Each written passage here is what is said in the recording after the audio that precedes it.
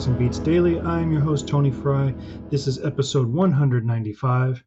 Today we are talking about a little tune called I'll Cry Instead by the Beatles. Sometimes you'll see it in print as I Cry Instead, but the official publication lists it as I'll Cry Instead. Released July 10th, 1964 on A Hard Day's Night, and on July 20th, 1964 as a U.S. single backed with I'm Happy Just to Dance With You. The track peaked at number 25 on the Billboard Top 100.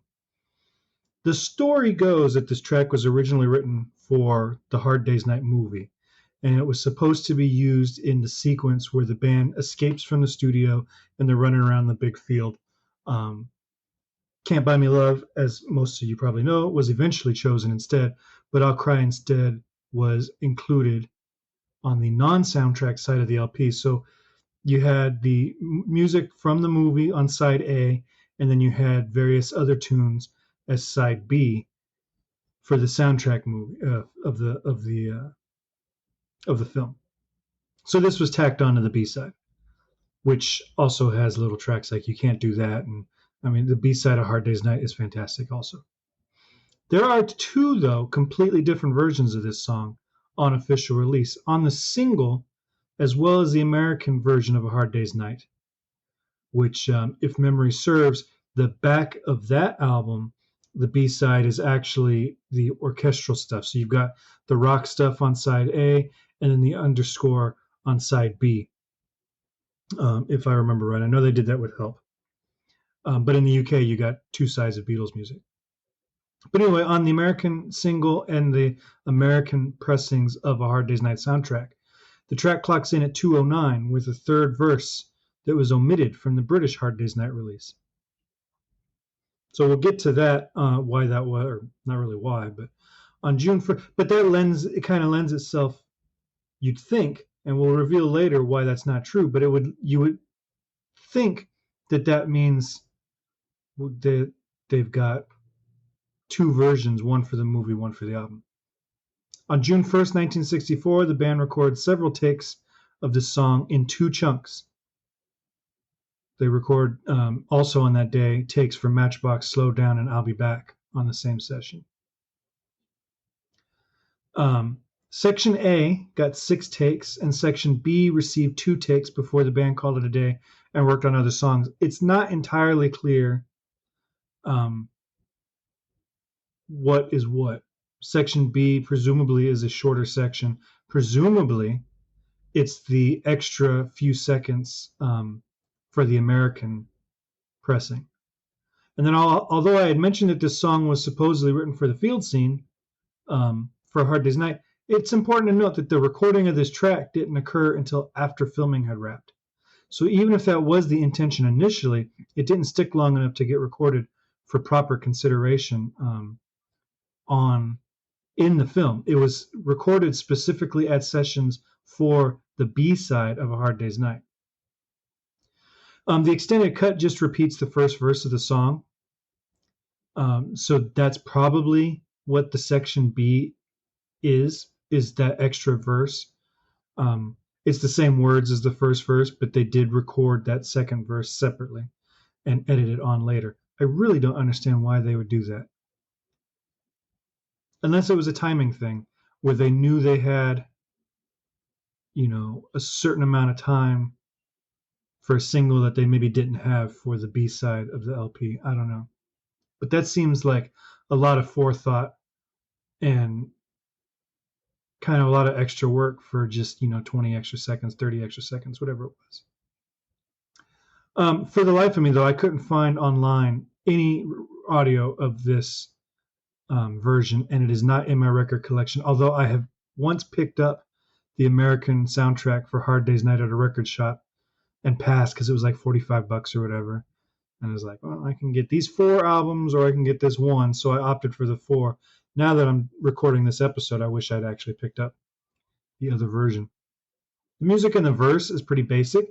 He's shifting from a 1 chord to a 2 chord with a D droning underneath, if you believe what the published music says. I don't. I think John just wrote it on 1 chord, and it's actually George's lead guitar line that is shifting the chords. So what he's doing, what they claim he's doing, is doing a G chord to an A minor chord, but keeping the D as a drone.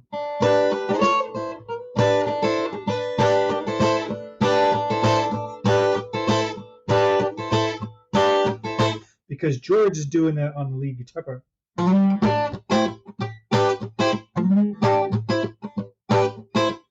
And that's all he's doing, is he's doing a G chord in an F shape on the 3rd fret, and then laying down his ring finger on the 5th fret.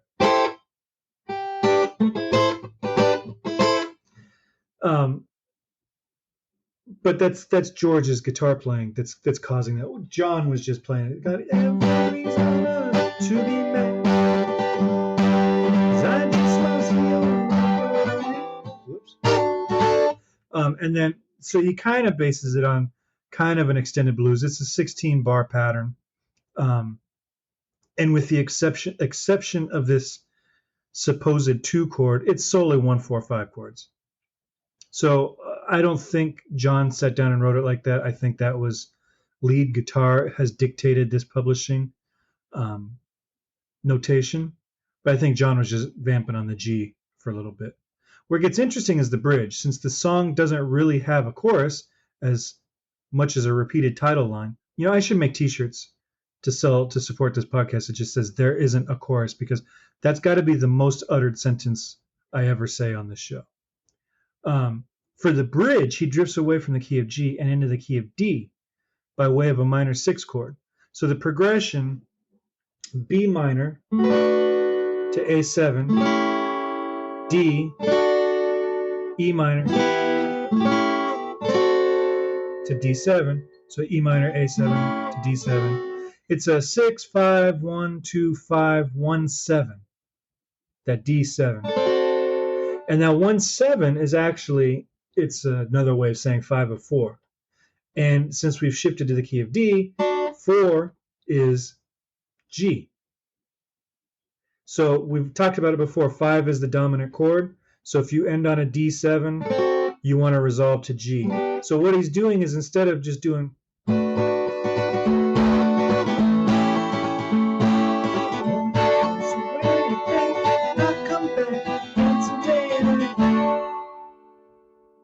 he hits that D7, and it takes us back to G.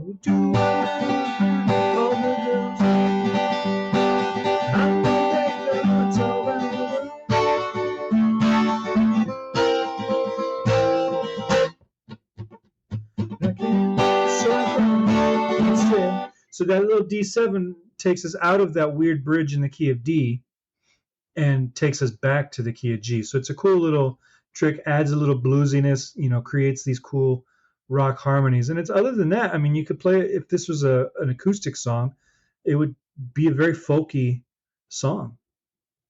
So like, there's nothing particularly groundbreaking musically, but it's a pretty sophisticated for rock and roll, and really shows off the great ear for harmony that all the band's songwriters had. Finally, so that's it for that. That's I'll Cry Instead. There's not much to talk about. I like this song. I think John is in good voice on this track. It's a cool little groove. It's a, you know, it's kind of got their folk rock country hybrid sound that